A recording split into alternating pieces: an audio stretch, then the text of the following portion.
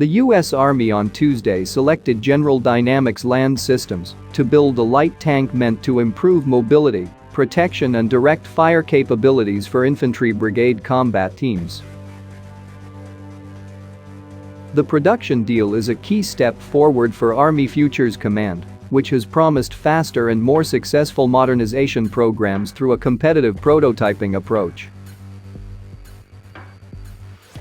GDLS will deliver 26 vehicles initially, but the contract allows the Army to buy 70 more over the course of low-rate initial production for a total of $1.14 billion, according to the Army. At least 8 of the 12 prototypes used during competitive evaluation will be retrofitted to be fielded to the force, service officials in charge of the competition said. The first production vehicles are expected to be delivered in just under 19 months.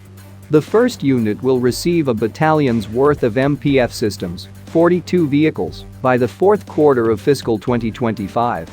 The Army plans to enter full-rate production in calendar year 2025, according to GDLS. MPF shows the Army is committed to doing acquisition rapidly and using all the new approaches and new authorities. We have to do modernization in a new way, Army Acquisition Chief Doug Bush said in a June 28 media roundtable. He noted it's the first major platform going from prototyping to production under Army Futures Command, which relies on new rapid prototyping authorities. This program is leading the way in that effort, and prototyping into production is not easy. There's a lot more work to do as we go into low-rate production, and then we have operational testing, he said. But I'm very encouraged by the work so far. The Army expects to spend roughly $6 billion on the MPF program through the procurement phase, including what's already been spent in research and development and prototyping, according to Brig. Gen. Glenn Dean, the service's program executive officer for ground combat systems. The total life cycle cost of the program, including sustainment, military construction and personnel, is estimated at around $17 billion. The Army plans to buy 504 vehicles, and they are projected to be in the inventory for at least 30 years.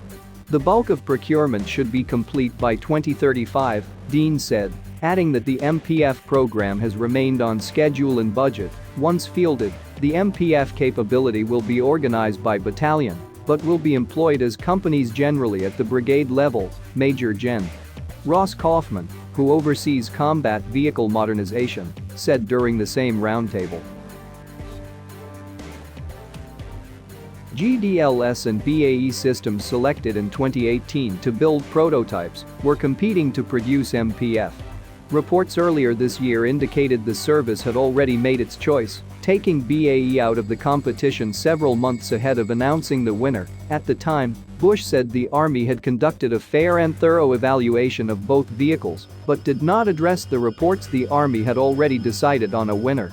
Dean, during Tuesday's roundtable, declined to discuss the selection process, citing the sensitivity of the competition. The two prototypes differed significantly.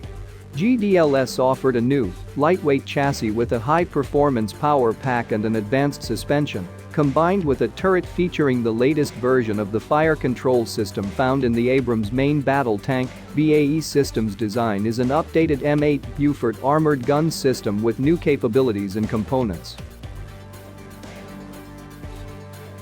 Army officials said the service opted to move forward with GDLS because it offered the best value.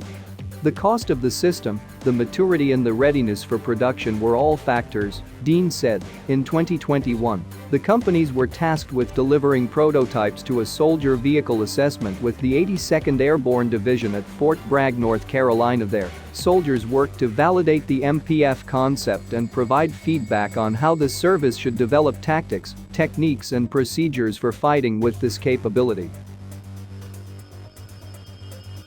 GDLS delivered vehicles to the soldier evaluation in January, months ahead of BAE Systems, which struggled with production delays due to the coronavirus pandemic. Soldiers wrapped up evaluations in early August. In fall 2021, The competing light tank prototypes moved into the Army's limited user test, including live firing of the systems, which marked the final step before the service selected a winner. The soldiers the Army selected for the soldier evaluation were tankers, so they were familiar with the Abrams tank when they started last year's evaluation, and they immediately saw how common the look and feel and operations inside the turret were compared to the Abrams tank today. Tim Reese, GDLS' Director of U.S. Business Development, told Defense News on June 28. It didn't take a lot of training to get them up to speed.